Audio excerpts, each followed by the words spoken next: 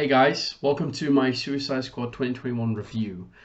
The film that has been anticipated now since James Gunn was called on to the set to direct the film.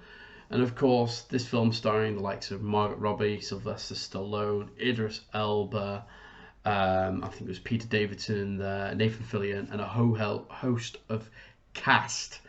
So before we continue, this is your point to leave the video if you've not seen the film yet, as this will be a spoiler review. That being said, now you've had your warning of spoiler, let's get into it. The film opens up with what I can only describe as a very risky and pretty out of their opening. There is this mission they've all been called for. You don't really know yet the ins and outs of anything really. You've just kind of been thrown into the first scene where Rick Flag is leading a team onto the beach here. You'll recognise some familiar faces, obviously Harley Quinn being one of them, and Captain Boomerang from the first Suicide Squad, which in my opinion was a complete flop.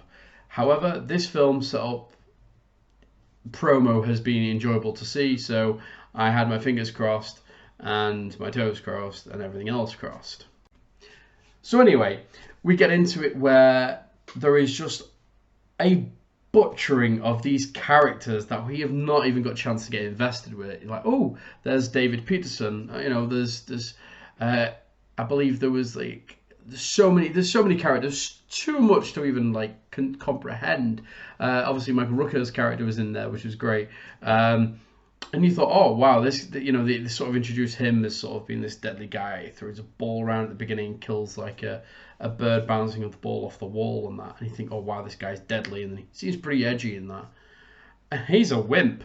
I mean, James Gunn pretty much took the rule book to what you think is a superhero film or even a sort of edgy sort of misfits film and threw it out the window and just went, you know what, let's do something completely reckless. Let's take some of these actors that people know, that people love, and they've been anticipating this film and just murder them all. Straight away, straight up slaughter.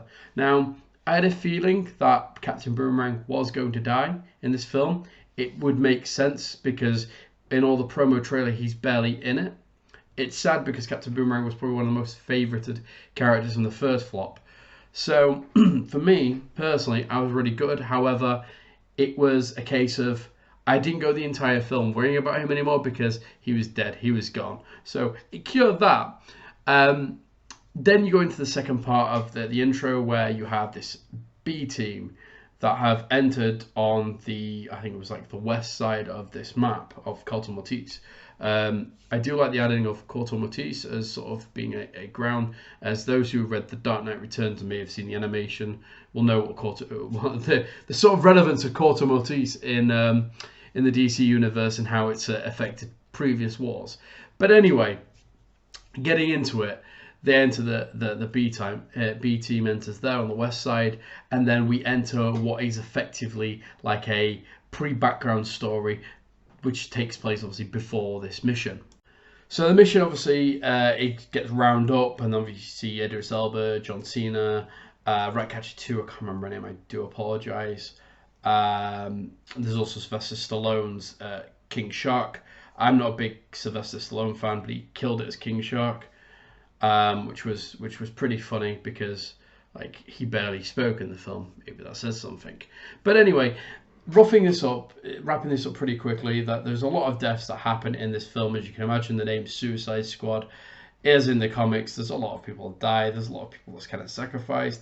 All in all, it's a good heap of fun. Now, I do enjoy that the elements of this film wasn't all Harley Quinn centric, because that was the issue I felt was the previous. This was supposed to be a squad. They all have equal value and bring something to it. And they removed that with Harley Quinn, and they kept her sort of like, she was important, but she wasn't the important thing. I do like Rick Flag, obviously, being part of this as well. He was more chilled out, mellowed out, like he's been more experienced and realizes not everything goes to plan. Idris Elba's character was enjoyable to watch grow on screen. And I really enjoyed Ratcatcher 2 because she was ultimately pretty sort of influential to Idris Elba's character, Bloodsport. So it was all in all a pretty enjoyable film in that sense there. John Cena was a massive, which was so great and enjoyable. Peacekeeper, even though he became a badass and bad at the end of it, well, not bad, but an alternative perspective on the matter, shall we say, he was so enjoyable throughout the whole thing. And can I just say that my new favourite character in this film was Polka Dot Man. Like, that guy had just absolutely just pulled things out of everywhere. David did a fantastic job as the character, and we've seen him in DC before. There's a few things he's been in the CW shows, obviously with, I believe it was Arrows in first, and then he was in Supergirl Flash crossover. So yeah, he was incredible. He brought a new energy to it. It was fantastic. It was a shame to see him die in the end of it, but all in all, he had such a cool moment, and his psychosis with his mom was hilarious. I absolutely loved it. So, you know, it brought about that sort of chemistry, and I really enjoyed the chemistry on screen between these characters. So all in all, that being said, like, I think there was a lot of twists and turns within the story that I didn't see coming. That is what I like about films. Sometimes you can have random mess films that you don't see coming, and it's not enjoyable because it's just a complete mess. This felt orchestrated, as if James Gunn knew what he wanted to do, but also throw into the wind just some of the ideas that, like, the previous Suicide Squad film had, where it was a bit too, I don't know, there were misfits, but they weren't misfits, but there were misfits trying to be misfits. It just didn't want the first one. So this Suicide Squad absolutely worked. It was so enjoyable.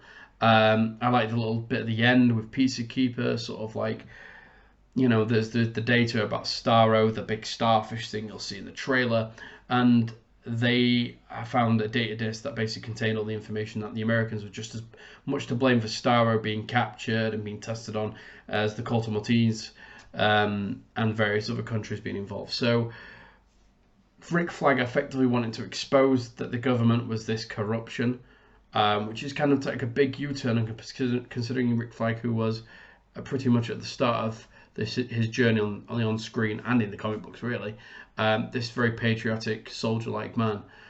So it was brilliant there, sort of like his mini redemption. And of course, Peacekeeper has to kill him under Amanda Waller's orders to keep that data disk from ever leaving the scene there and being destroyed, and so thus all the evidence would be destroyed. That was a brilliant sort of dynamic that was added there, because Ratcatcher 2 was then in danger after Rick Flag was killed, and Deadsport just turned up there just on cue and shot and boom, killed him. It was brilliant. It was a great finish to the dynamic. It wasn't sort of like some hammy ending for Cena. It was sort of like a very boom, swish finesse, and I liked it. All in all, the film, I would say, is probably an 8 out of 10 for me. I really enjoyed it. It had some good dynamic. It was a strong DC film that I have been dying for a while now, that has been released in the cinemas, that hasn't had what it felt like Warner Brothers energy sort of moderating it as such. As you can tell, I'm a huge DC fan, even though there's Captain America in the corner there. However, I was really excited for this, and I really came out the cinemas absolutely enjoying it. I don't really know or feel any holes in it, because even Margot Robbie's like Harley Quinn, who has been a bit tedious for me, wasn't tedious in this. She was written correctly. She wasn't the centre at all. However, she was still an influential character, and I think she played a really big part in this. And I would like to see maybe a Suicide Squad 2, or maybe more involvement from James Gunn on the DC side. However, if Disney have got their head switched on at the moment, they'll tie James Gunn into not doing anything again, because this was really successful. So all in all, I think DC did a really good job on this one.